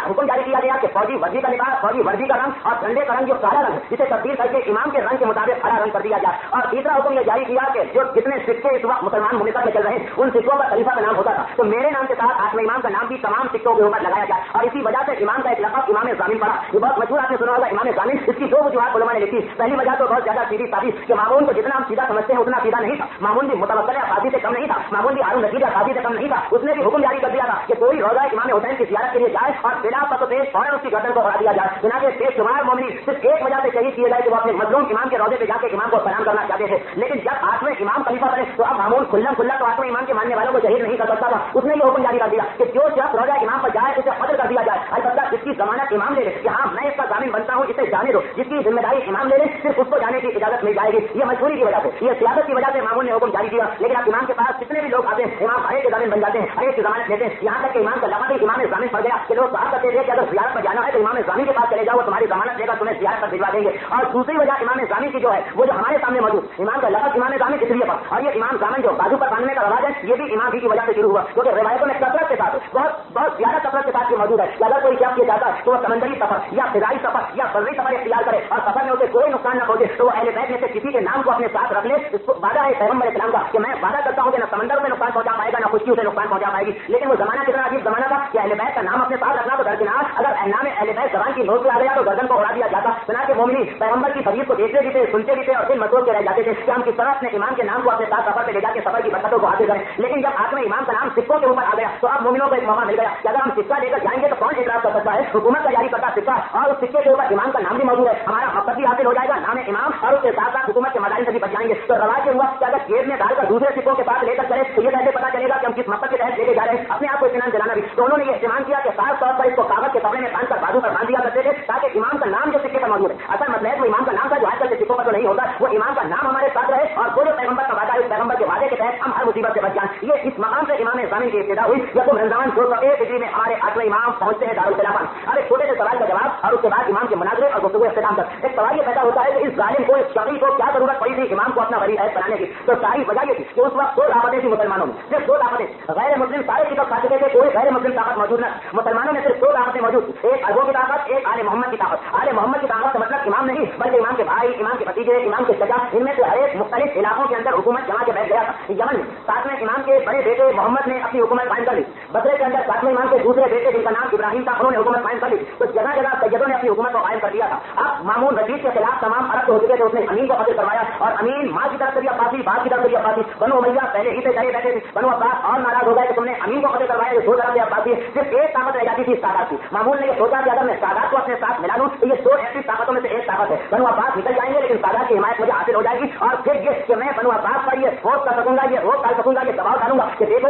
अगर तुमने मेरा साथ नहीं दिया तो मैं खिलाफत सादात के हवाले कर दूंगा। चुनांचे वो यकीनन मेरा साथ देंगे। और इसी मकसद के तहत मामून ने नजर दौड़ाई कि कौन सा सैयद ऐसा है जिसका एहतराम तमाम सैयद करते हुए नजर आए और जिसकी बात को हर सैयद मान ले। आठवें इमाम का नाम उसके सामने पहुंचा। चुनांचे उसने आठवें इमाम के नाम को इस्तेमाल किया ताकि सादात को खामोश कराया जाए और बनो अब्बास के लोगों पर दबाव डाला जाए कि मेरे खिलाफत को मानो वरना खिलाफत तुम्हारे खानदान से निकलकर वहां चली जाएगी। और पता ये चला तो उसके दोनों मंसूबे कामयाब हुए। आठवें इमाम के वली अहदी के ऐलान के बाद सैयद के कंधे पड़ गए और दूसरी तरफ बनो अब्बास के लोग भी डर गए और वो शिकायत लेकर मामून के पास आए, मामून से माफी मांगी। जब मामून से मिल गए और मामून का काम निकल गया तो उसने तेईस बेपदा सन 203 हिजरी, सिर्फ 2 साल या 17 सफर सन 203 हिजरी के बाद की तारीख को इमाम को जहर देने शहीद कर दिया, जिसकी तफसील आती। तो सिर्फ 2 साल वही अहद रखा ताकि सैयदों को खामोश कराकर बनो अब्बास को अपनी तरफ मिला लिया जाए। जब बनो अब्बास आ जाए फिर सैयद कितना भी हंगामा करे उनको दबाना आसान। ये मामून की सियासत। और आठवें इमाम ने किस लिए ये ओहदा कबूल किया, इसकी सबसे बड़ी वजह तो ये कि इस वक्त आठवें इमाम ये देख रहे थे कि सादात पर जो बेशुमार मजालिम हो रहे हैं उनके खात्मे के सिर्फ एक तरीका हो सकता है कि खुद दरबार खिलाफत में इमाम मौजूद हो और वहां पहुंचने के बाद सैयदों पर किए जाने वाले तमाम मजालिम का खात्मा कर दे। इसलिए कि मामून ने अगर से सैयदों को थोड़ी छुट्टी दी थी लेकिन उसके तमाम गवर्नर तो वही पुराने थे, बनो उमैया, बनो अब्बास के, उन्होंने मजालिम का सिलसिला जारी रखा था। अब अगर इमाम दरबार खिलाफत में होते तो उसके इस पोजीशन में होते कि इक़दामात जारी करके सादात को इतना वक्फा देते कि सादात अरब की सरजमीन छोड़कर बाहर निकल जाए। और इसलिए आपके मुजाहिदे में आया होगा कि ज्यादातर हिजरी सादात तक इन इलाकों में पहुंचे और उसके बाद की नस्ल से ताल्लुक रखने वाले सैयद बहुत कम आए। तो आठवें इमाम एक मोहलत हासिल कर रहे थे कि वो सैयद इनको बाकायदा मंसूबे के तहत अरब में खत्म किया जा रहा। 2 साल का वक्त मिल जाएगा तो इमाम उन सैयदों को अरब से निकालकर हिंदुस्तान की तरफ, ईरान की तरफ, चीन की तरफ भेज सकेंगे और वहां जाकर वो मजबूत और मुस्तहकम होने के बाद इस काबिल हो जाएंगे कि दीन शिया महफूज और मामूल हो सके। ये इमाम की पहली कोशिश थी और हमें पता चला कि इमाम की ये कोशिश, बहरहाल इमाम की तो कोई कोशिश नाकाम नहीं होती है लेकिन इमाम की ये कोशिश पूरे तरीके से कामयाब हुई। और इसके बाद तादाद बावजूद इसके कि बड़ी तादाद में शहीद किए गए लेकिन उनका एक बड़ा हिस्सा अरब से निकलकर अजम में पहुंचकर महफूज हो चुका था। दूसरा मकसद इमाम का ये था कि बैतुल हिकमत में बैठकर यूनान के फलसफे को इस्लाम के साथ शामिल करने की जो कोशिश की जा रही है उसका मुकाबला किया जाए। चुनांचे इमाम ने दरबार खिलाफत में बैठकर पहली शर्त लगाई थी कि मेरा कोई ताल्लुक नहीं होगा बगावत के मामलों से, फैसले क्या हो रहे हैं मेरा इससे कोई ताल्लुक नहीं, कौन सा गवर्नर मुकर्रर हो रहा है, कौन सा माजूल हो रहा है, मेरा इससे भी कोई ताल्लुक नहीं। लेकिन हाँ, इल्मी मैदान में इमाम हर मकाम से आगे थे और दरबार खिलाफत के 2 साल इमाम ने इतनी कसरत के साथ मुनाज़रे किए। यहूदियों से इमाम ने मुनाज़रे किए, ईसाइयों से इमाम ने मुनाज़रे किए, सादियों से इमाम ने मुनाज़रे किए, ज़रकश्तों से इमाम ने मुनाज़रे किए, कादिरों से इमाम ने मुनाज़रे किए, यहाँ तक कि अहले सुन्नत वो अहले सुन्नत के जो ज़माने में थे जो पैगंबर को हादी समझते थे, जो पैगंबर को गुनाहगार समझते थे, उनसे मुनाज़रे इमाम ने किए। और तारीखों में सारे तफसील के साथ आपको मिलेंगे कि इमाम का एक ही काम दरबार में था। इसीलिए छठे इमाम ने कहा कि आले मोहम्मद पैदा होगा जो शर्फ से लेकर हर तक मेरे मदद को फैला देगा। और ये आठवें इमाम दरबार खिलाफत में बैठकर ये काम अंजाम दे रहे हैं और इसकी तफसील आती। और तीसरा बड़ा अहम काम जो इमाम ने किया वो लोगों के जहन से जो खन्नास निकालना था कि हम क्योंकि मुरीद अहले बैत हैं या हम क्योंकि आले रसूल हैं या हम क्योंकि पैगंबर के मानने वाले, इसलिए हमें अमल की कोई जरूरत नहीं, जिस तरह जिंदगी गुजार है हमारी बख्शिश यकीनी हो जाएगी। ये गलत अकीदा जो ज़हनों में घुसा गया था, इमाम ने इसको निकालने की पूरी कोशिश की। यहाँ तक कि रिवायतों में ये एक मरतबा कोई शख्स इमाम के पास आया और इमाम के पास आने के बाद कहने लगा कि या रसूलल्लाह, आपके आबाओ अजदाद अपने किरदार और अखलाक के एतबार से जितने बेहतर से आज तक किसी के नहीं है, और आपका जो मकाम, आप पैगम्बर की नस्ल से ताल्लुक रखते हैं, आपका जो मकाम है कौन इस मकाम को हासिल कर सकता। अब रिवायत इमाम का जुमला है, आपको यकीन नहीं आएगा, लेकिन हर किताब में आपको मिलेगा। इमाम ने कहा कि ऐसा तूने गलत कहा, मैं इसलिए फजीलत वाला नहीं हूँ कि मेरे बाप इमाम थे, मैं इसलिए फजीलत वाला नहीं हूँ कि मैं पैगम्बर की नस्ल से ताल्लुक रखता हूँ। मेरी जितनी फजीलत है मेरे तकवे की वजह से है, और अगर किसी का तकवा मुझसे ज्यादा है फहुवा अफजल मिन्नी, तो यकीनन वो मुझसे ज्यादा फजीलत रखता, और जो अपने तकवे को मुझसे ज्यादा कर ले यकीनन वो फजीलत में मुझसे आगे निकल जाएगा, चाहे ये हबशी गुलाम ही क्यों न हो। और ये कहकर इमाम ने अपने हबशी गुलाम की तरफ इशारा किया। तो इमाम कितनी बड़ी हकीकत को लेकिन कितने आसान अंदाज में बयान कर रहे हैं कि मैं ये इमामत के ओहदे पर पहुंचा हूँ, इमाम हूँ, इसलिए नहीं कि आले रसूल से ताल्लुक रखता हूँ, इसलिए नहीं कि खुदा ने इमाम बनाया, नहीं अमल मेरा सही, और अगर तुम्हारा अमल सही है तो तुम मुझसे भी ज्यादा अफजल हो सकते हो। ये इमाम जहन में हकीकत दिखा रहे हैं कि जो कुछ इंसान का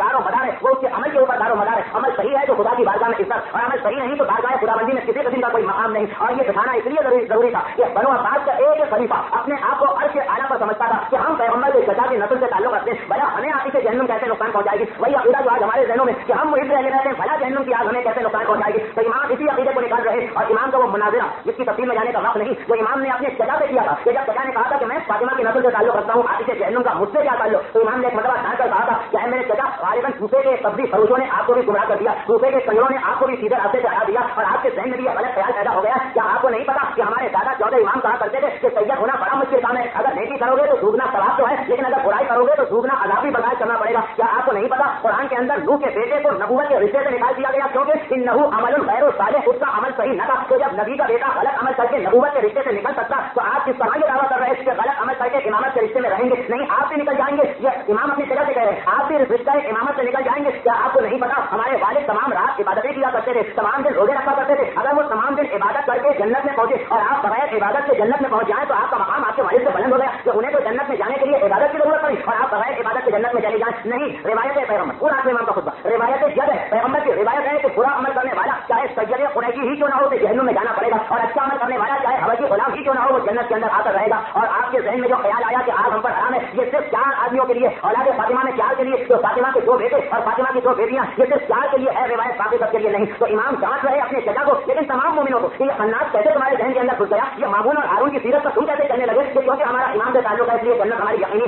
नहीं। तुम्हें अपने अमल को तब्दील करना पड़ेगा। ये आप में इमाम का दूसरा मिशन का दरबार है, और तीसरा मिशन वही इल्म की तबलीग करना, वही सही अकीदा ज़हनों में बिठाना, और जहाँ कोई गुनाह करने वाला आए उसका मुकाबला करना। मसलन जासलीब आता और आने के बाद तमाम मुमलिकत पर वो बात में तहलका मचा देता। जासलीब एक ईसाई राहिब, एक ईसाई आलिम आया और आने के बाद एक अजीब दलील लेके आया, और जब वो दलील उसने बयान करना शुरू की तो एक तहलका मच गया मुमलिकत बनी अब्बास में, इतनी मुस्तहकम दलील कि किसी की समझ में इसका जवाब नहीं आ रहा। लोगों के जहन में यह ख्याल बैठ रहा कि शायद ये बात सही कह रहा, शायद हमारे पैगम्बर से ईसा की नबूवत ज्यादा बेहतर, इसलिए कि जासलीब आकर कहता कि ऐ मुसलमानों देखो, तुम पैगम्बर को मानते हो और ईसा को भी मानते हो, हम ईसा को मानते हैं पैगम्बर को नहीं मानते, और तुम ये भी मानते हो कि ईसा जिंदा है पैगम्बर मर चुके। चलो पैगम्बर नबी थे या न थे हमारा इससे कोई ताल्लुक नहीं, आज की बात करो। आज के दौर में तुम्हारे नजदीक भी ईसा जिंदा है, तुम्हारे पैगम्बर मर चुके, हमारे नजदीक भी ईसा जिंदा, तो जब एक जिंदा पैगम्बर मौजूद है तो मुर्दा पैगम्बर की पैगम्बरी और नबूवत को मानने की क्या जरूरत? ये तो खुदा का निजाम कि जब कोई जिंदा पैगम्बर आता है तो मुर्दा पैगम्बर की नबूवत का सिलसिला खत्म हो जाता। तुम्हारे पहले बुजुर्ग जो तुम्हारे पैगम्बर के जमाने में थे उनको छोड़ो, आज के दौर में तुम भी कहते हो कि ईसा जिंदा, हम भी कहते हैं कि ईसा जिंदा, तुम भी कहते हो कि ईसा नबी, हम भी कहते हैं कि ईसा नबी। तो जब जिंदा नबी मौजूद है तो मुर्दा नबी की बात क्यों मानी जाए और मुर्दा नबी की नबूवत का क्यों इकरार किया जाए? अब एतराज बिल्कुल सीधा साधा जवाब, लेकिन मुमलिकत अब्बासिया में एक सिरे से दूसरे सिरे तक कुफ्र की, इल्हाद की और तजवीज़ की लहर दौड़ गई। ये हम कह नहीं सकते कि हमारे पैगम्बर जिंदा, ये इजमाए उम्मत के खिलाफ है, अपनी आंखों से लोगों ने पैगम्बर को शहादत पाते देखा। ये कह नहीं सकते कि ईसा मुर्दा है, कुरान ईसा की जिंदगी की गवाही दे रहा, ये भी नहीं कह सकते कि ईसा नबी है, कुरान उनकी नबूवत की गवाही दे रहा। तो तीनों बातें मानना पड़ेंगी, और जब तीनों बातें मानी तो 14 नबी का खुतबा खुद अक्ल में आ जाता, जहाँ जिंदा पैगम्बर की नबूवत को मानो, मुर्दा पैगम्बर की नबूवत को क्यों माना जाए। तो रिवायत यह है कि मामून ने चकराया, और चकराने के बाद उसने इमाम से कहा कि या रसूलल्लाह आप ही इसका जवाब दीजिए। जासलीब को बुलाया गया, बुलाने के बाद दरबार में हाजिर किया गया, वो भी बड़ा मुतमईन, बड़ा खुश, बड़ा मसरूर आया। जब उसने देखा कि 50-51 साल का एक शख्स बैठा हुआ है दरबार खिलाफत में, जहाँ वो 100 साल के बुजुर्गों से मुनाजरा करके आ रहा और सारे के सारे शिकत मान के जा चुके, और जहाँ 50-55 साल का एक नौजवान उस जमाने की उम्र के लिहाज से बड़ा मुतमईन, बड़ा मसरूर दरबार खिलाफत में आता। आने के बाद उसे यकीन कि मैं 3 बातें कहूंगा और इन 3 बातों में से किसी का इंकार नहीं कर सकेंगे, और जहाँ 3 बातों को माना चौथी बात खुद बहुत में साबित हो जाएगी। एक मरतबा इमाम को देखा और कहा कि ऐसा क्या मैं शुरू करूँ मुनाजरा? इमाम ने कहा कि बिस्मिल्लाह। वो शुरू करता कि क्या आप इस बात को मानते हैं कि आपके पैगम्बर इंतकाल कर चुके? इमाम ने कहा कि हाँ, हम इस बात पर दिल से एतकाद रखते हैं कि पैगम्बर ज़ाहिरी तौर पर दुनिया से चले गए। उसने कहा कि क्या आप इस बात को भी मानते हैं, क्या आप इस बात को भी तस्लीम करते हैं कि ईसा जिंदा है? इमाम ने कहा कि हाँ, ईसा की जिंदगी को हम मानते हैं, इसलिए तो कुरान गवाही दे रहा। अब तीसरा सवाल वो करता और उसे यकीन है कि 2 सवालों का जवाब تو इमाम ने मेरे हक से ईसा दे दिया, जो मैं चाहता था वही जवाब मुझे मिला। अब तीसरा सवाल मैं करता हूँ कि क्या आप ईसा की नबूवत को मानते हैं? और इन्होंने कहा कि हाँ मानता हूँ, और यही जवाब देंगे नहीं कह नहीं सकते, कुरान की मुखालिफत हो जाएगी। और जहाँ इन्होंने हाँ कहा और वहाँ खुद बखुद का नतीजा निकल आएगा। तो कहा कि ऐ शख्स क्या आप ईसा की नबूवत को मानते हैं? इमाम कहते थे कि मैं रसूल के ईसाल को मानता हूँ, रसूल के दुनिया से मुंतकिल होने को मानता हूँ। उसके बाद इमाम ये भी कहते थे कि ईसा की जिंदगी को मानता हूँ। अब अगर इमाम ये कहते हैं कि ईसा की नबूवत को मानता हूँ तो बात एक लम्हे में खत्म हो जाएगी, और इमाम ये कहते हैं कि ईसा की नबूवत को नहीं मानता हूँ तो इस्लाम एक लम्हे में खत्म हो जाएगा। अब इमाम करें तो क्या करें? लेकिन इमाम ने वही जवाब दिया जो एक इल्म लदुनी का मालिक और एक सही अल्लाह का खलीफा दे सकता। इमाम ने पूरे इत्मीनान के साथ कहा क्या है, क्यों यकीनन मैं ईसा की नबूवत को मानता हूँ, लेकिन हर ईसा की नबूवत को नहीं, सिर्फ उस ईसा की नबूवत को जिसने अपने हवारियों से कहा था कि मेरे बाद एक पैगंबर आएगा, उस पैगंबर का नाम अहमद होगा, उस पैगंबर की इताअत करना और खबरदार उसको मत छोड़ना वरना गुमराह हो जाओगे। इसलिए कि मैं भी उस पैगंबर की नबूवत के मानने वालों में से एक हूँ। जहाँ इमाम ने ये जवाब दिया जाफरीत एक मरतबा मबहूत होकर रह गया। अब बोले तो क्या बोले, कहे तो क्या कहे, जबान के ऊपर ताला पड़ चुका। ऐसा जवाब तो किसी मुसलमान आलिम ने आज तक अदा नहीं दिया कि ईसा की नबूवत भी बाकी रह गई और ईसा की नबूवत के साथ साथ पैगंबर की फजीलत भी अपने मकाम पर बाकी रह गई। इमाम कहते हैं कि ऐ शख्स तूने एक सवाल कर लिया, अब एक सवाल मैं करना चाहता हूँ, इजाजत है? उसने कहा कि हाँ बिल्कुल इजाजत। जहन में रखते हुए कि ईसा को खुदा का बेटा करार देकर ये कहते हैं कि तीन अलग अलग खुदा हैं जो तीनों मिलकर खुदा बन जाते हैं, तीन खुदाओं को एक खुदा मानते हैं। तो एक मतलब इमाम कहते हैं कि ऐसा तू मेरे सामने तो ईसा की बड़ी फजीलत को लेके आया, लेकिन ये बता कि हम ईसा की तुझसे ज्यादा इज्जत करते हैं। हम तो ये कहते हैं कि ईसा दिन रात नमाज और रोजा किया करते थे, ये बता कि हम ईसा की ज्यादा इज्जत करते हैं या तू ईसा की ज्यादा इज्जत करता है? हमारे नबी तो ईसा दिन भर नमाज पढ़ा करते थे, रात भर इबादत किया करते थे, जबकि तुम लोग ईसा की इबादत को नहीं मानते। ये सुनते ही जाफरीत शौक उठा, घबरा गया, कहा कि ऐसा किसने तुझसे कहा कि हम ईसा की इबादत को नहीं मानते थे? हमारे नबी तो ईसा से बड़ा कोई आबिद और जाहिर और मुत्तकी गुज़रा ही नहीं है। वो तमाम दिन रोजा रखा करते थे, तमाम रात इबादत किया करते थे, नमाजों में नमाजें पढ़ा करते थे। बस इमाम को यही जवाब उसके मुंह से निकलवाना था। कहा कि ऐसा जब खुद तू ये कह रहा है कि ईसा दिन भर रोजा रखते थे, रात भर नमाज पढ़ते थे, तो ये बता कि एक तरफ तो तू ईसा को खुदा मानता है, दूसरी तरफ ये कहता है कि ईसा इबादत भी कर रहे थे। अगर वो खुदा थे तो अब ये इबादत किसी की जा रही? अगर हकीकी तौर पर वो खालिद थे तो फिर ये किसकी इबादत हो रही है? जाफरीत की जुमला सुनता। अब रिवायत यह है कि जो जाफरीत ने सुना एक मतलब घबरा उठा और घबराने के बाद खड़े खड़े फौरन इकरार तौहीद किया, इकरार रिसालत किया और साथ साथ इमाम की इमामत का इकरार कर लिया। ये छोटा सा नमूना इमाम के उस जिहाद का जो दरबार मामून रशीद के अंदर जारी था। राजुल जालूत आता, यहूदियों का एक बड़ा आलिम, यहूदियों का एक अजीम आलिम राजुल जालूत आता। वक्त जो कि हमारे पास नहीं रहा इसलिए वाकया तो देर बहस नहीं आ सकेगा, लेकिन इमाम उससे मुनाजरा करते और आप जाकर किसी भी सीरत की किताब में देख लीजिए, ये वाकया तो आपको वहां भी मिल जाएंगे कि चंद जुमले इमाम उससे कहते हाँ ये अपने मकाम पर है कि बड़ा हद धर्म था। इमाम ने पूरा समझा दिया, पूरा समझने के बाद कहने लगा कि आपकी बात तो सही है लेकिन हमारी समझ में नहीं आती, हम इस बात को नहीं मानते। और इमाम ने फिर यही कहा कि इसका इलाज तो दुनिया के किसी शख्स के पास नहीं। लेकिन राजुल जालूत से इमाम का मुनाजरा पड़े, जरकश के आलिम से इमाम का मुनाजरा पड़े, मामून रशीद अब्बासी से इमाम का मुनाजरा पड़े, मामून ने वही एतराज किया जो सारे मुसलमान करते हैं कि आप अपने आप को आले मोहम्मद क्यों कहते हैं? आदम ने तो गुनाह किया, गंदुम खा लिया, इब्राहिम ने तो 3 मरतबा झूठ बोला, अय्यूब ने तो गुनाह किया, सुलेमान ने तो गुनाह किया। बड़ी तफसील बहुत तवील मुनाजरा और हमारी मजबूरी के वक्त की कमी की वजह से हमारी गुफ्तगू इख्तिताम तक पहुंच रही। तो इमाम मामून रशीद के दरबार में बैठे थे, इसलिए नहीं कि उनको वली अहदी चाहिए थी। अगर वली अहदी चाहिए होती तो इमाम कोई ऐसा काम न करते जो मामून को तकलीफ पहुंचाता। लेकिन रिवायत ये मिलती कि इमाम मामून के घर में दाखिल हुए, देखा कि मामून वुजू कर रहा, लेकिन इस तरीके से कि हाथ को फैला हुआ बैठा और गुलाम पानी डालकर वुजू करता चला जा रहा। इमाम ने ये मंजर देखा। इमाम जानते हैं कि वो खलीफा है कि जो अपने बाप को कत्ल कराने का इंतजाम कर चुका। इमाम जानते हैं कि वो खलीफा है जो अपने भाई को कत्ल करा चुका। लेकिन इमाम ये भी जानते हैं कि इससे बड़ा हुक्म खुदा है जिसकी मुझे तामीर करना। एक मरतबा मामून को देखा और कहा कि ऐ मामून, क्या तूने कुरान की आयत नहीं पढ़ी कि ला तुशरिक बिइबादति रब्बिका अहदा, क्या अपने रब की इबादत में किसी को शरीक न करार दिया कर? ये क्या बात कि तू वुजू कर रहा है और गुलाम तेरा वुजू करा रहा, ये वुजू बातिल है और इसकी नमाज भी बातिल। मामून रशीद अब्बासी मुलाजिम के सामने, खादिम के सामने ये तौहीन बर्दाश्त न कर सका, लेकिन करता तो क्या करता? हाँ, उसने एक काम किया और वो काम ये किया कि अगले दिन इमाम को अपने दरबार में बुलाया और नंगी तलवार रखकर अपने पहलू में रह गया कि इमाम इधर दरबार में आए और जब इस तलवार से मैं इमाम की गर्दन के ऊपर वार करूं। रिवायत यह है कि इमाम चले दरबार में दाखिल, दरबार के खादिमों से तय हो चुका था कि जब कोई अमीर दरबार में आता है तो खादिम पर्दा हटाते हैं। आज कोई पर्दा नहीं हटाएगा ताकि इमाम को खुद पर्दा हटाकर आना पड़े और ये इमाम की एक और किल्लत हो जाए। लेकिन रिवायतें आपने सुनी कि यही तो हुआ कि जैसे ही इमाम आए सारे खुदाम अपने हाथ नीचे किए हुए खड़े, लेकिन खुदा ने हुक्म दिया है कि खादिमा हवा को, हवा आगे बढ़ती है और आगे बढ़ने के बाद एक मरतबा पर्दे को इतना हरकत देती है कि इमाम के निकलने का रास्ता हो गया और इमाम इंतहाई इत्मीनान के साथ आगे आए, ये बताते हुए कि मामून तुम्हारा हुक्म इन गुलामों तक चल सकता है लेकिन हमारा हुक्म तो समंदर के पानी और हवा के ऊपर भी नाफिज और जारी है। इमाम मामून के सामने पहुंचे। रिवायत यह है कि मामून ने इमाम को देखा, खड़े होकर इस्तेमाल किया, 1 लाख दिरहम की थैली देकर वापस किया। इमाम बाहर निकले और मामून के दरबारी हैरान होकर कहने लगे कि आप नंगी तलवार रखकर बैठे थे ताकि इमाम को कत्ल करें, ये क्या माजरा के कत्ल करना तो दरकिनार 1 लाख दिरहम देकर आप इमाम को वापस कर रहे हैं। मामून जवाब देता कि तुम्हें नहीं पता, जब इमाम मेरे सामने आए तो पता नहीं मेरा जहन कैसे बदला, मेरे जहन की कैसे हालत हो गई, मुझे खुद यकीन नहीं आ रहा कि मैं क्या काम कर बैठा। दरबारियों में तो एक निकल के इमाम के पास पहुंचा, ये इमाम का मानने वाला था, कहा कि अपना रसूलुल्लाह की क्या माजरा, आपने ऐसा कौन सा मौजूदा दिखा दिया कि जब आप इसके पास पहुंचे, इस दरबार मामून के पास पहुंचे तो नंगी तलवार रखने वाला मामून आपको 1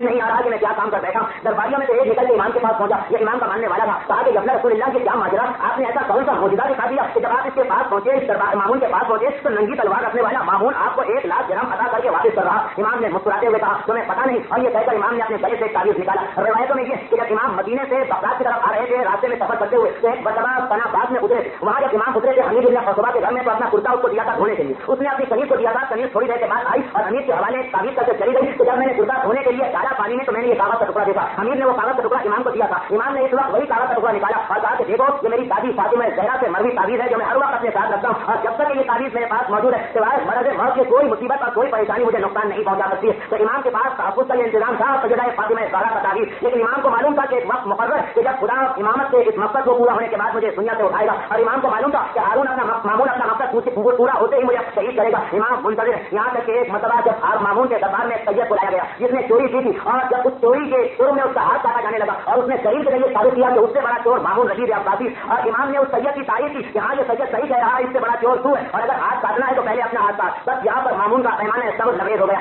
امام نے بتایا کہ دیکھو امر بالمعروف کی اہمیت کہ ہماری جان خطرے میں ہے, لیکن ہم ظالم حاکم کے سامنے اب بات کہیں گے. اور اگر مامون یہ دیکھ رہا کہ بنو عباس مجھ سے مل چکے, سیدوں کی بغاوتیں اور چوریاں کم ہو چکی, اب امام کا کوئی مقصد میرے لیے نہیں رہ گیا. چنانچہ اس نے 23 ہجری کو, جب امام کی عمر مبارک 55 سال کی تھی, یا بعض روایتوں میں ہے کہ 17 صفر 203 ہجری کو امام کو 3 مختلف طریقے روایتوں میں لکھے ہیں, یا انگور کے اندر, یا انار کے اندر, اور یا فصل کھلوانے کے ذریعے امام کے جسم میں زہر بھجوایا. لیکن زیادہ مشہور روایت یہ تو اس نے اپنا غلام ملازم رکھا اور غلام سے کہا کہ اپنے ناخن بڑے کر. یہ ناخن بڑے کرنے کی روایت وہاں سے چلی. سنا کہ غلام نے اپنے ناخن بڑے کیے. ایک دن مامون غلام سے کہتا کہ میرے غلام آج شام کو میں تجھے بلاؤں گا امام کے پاس, جب میں بلاؤں تو اپنے ناخنوں میں زہر لگا کے آنا, اور اس وقت جو میں حکم دوں اسی کے اوپر عمل کرتے جانا. سنا کہ اس شام کو امام کو مامون نے بلایا اور امام کے سامنے انگور رکھے. روایت یہ ہے کہ کہا کہ اے جب رسول اللہ یہ بہترین انگور ہیں, تناول فرمائیے. امام نے کہا کہ ہم ان انگوروں کو لے کے کیا کریں گے, جنت کے انگور تو ان سے زیادہ بہتر. مامون نتیجہ قاضی کہتا ہے کہ جب رسول اللہ شاید آپ اس پر کوئی شک کر رہے ہیں, دیکھیے میں ابھی تازہ انگور منگواتا ہوں. اور یہ کہہ کے اپنے غلام کو بلایا اور کہا کہ تازہ انگور آپ سے توڑ کے لاؤ. غلام انگور توڑ کے لایا اور مامون کہتا ہے کہ جب رسول اللہ دیکھیے میں آپ کی آنکھوں کے سامنے اس کا شربت بنواتا ہوں. اور یہ کہہ کر غلام سے کہا کہ ان کا شربت بنا. غلام نے اپنے ہاتھوں میں انگور لے کر انہیں سبلا دبایا, شربت تیار کیا, اور ناخنوں کا زہر انگوروں کے شربت کے اندر شامل کرتا چلا گیا. امام کے سامنے رکھا اور کہا کہ جب رسول اللہ اب تو آپ کو اطمینان ہو گیا, آپ کی آنکھوں کے سامنے شربت تیار ہوا.